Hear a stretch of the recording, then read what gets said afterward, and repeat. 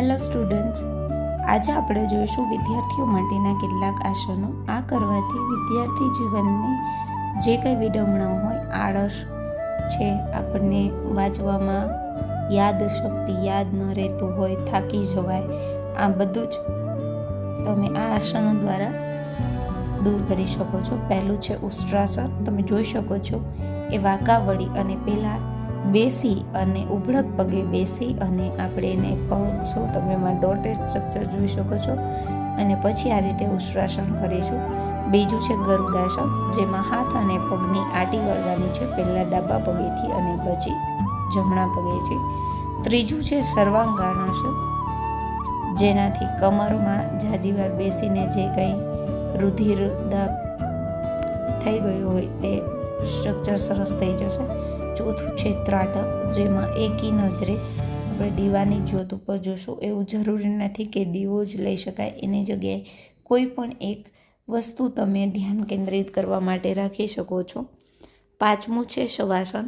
શવાસનથી ઝાઝી વાર આપણે લખતા હોઈએ, વાંચતા હોઈએ તો હાથ દુખી જાય, પગ વાળીને બેઠા હોય અને મગજને પણ શાંતિ મળે છે. શવાસન વખતે માથા નીચે ઓશીકું રાખવાનું નથી. પાંચમું પછી છઠ્ઠું છે ધનુરાસન. આ થોડુંક અઘરું આસન છે. જો થાય પહેલાં 5 કરી લેવા, જો થાય તો જ એ કરવું. બહુ ઝાઝી મહેનત ન કરવી, કારણ કે આમાં કમરનો ભાગ આવે છે, તો ધ્યાનથી કરવું. સાતમું છે પવન મુક્તાસન. આ ખૂબ જ સહેલું છે અને આપણને આવડી જાય એવું પણ છે, તમે કરી શકો છો. આનાથી આળસ અને આપણે જે નીચું જોઈને આપણી જે ગરદન અકળાઈ ગઈ હોય તે સરસ સીધી થઈ જાય છે. અને છેલ્લું છે ત્રિકોણાસન, જેમાં ત્રિકોણ જેવો થાય છે. બીજું કે તમારા શરીરના જે સ્નાયુઓ હોય જકડાઈ ગયા હોય છે એ આનાથી સરસ થઈ જાય છે. જો તમે ઉચ્ચ કક્ષાના વિદ્યાર્થી બનવા માગો છો અને તમારો જો બોર્ડ ક્લાસ છે અને એમાં આપણે વાંચવામાં ને એમાં તકલીફ પડતી હોય, 11-12 સાયન્સમાં હોય, તો તમે આસન જરૂરથી કરી શકો છો.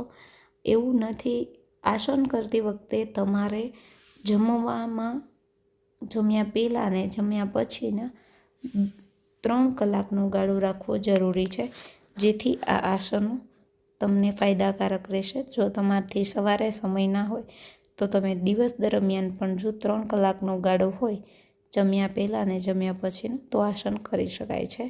જો તમને આ વિડીયો ગમ્યો હોય તો તમે જરૂરથી સબસ્ક્રાઈબ કરજો. Thank you. જય શ્રી કૃષ્ણ.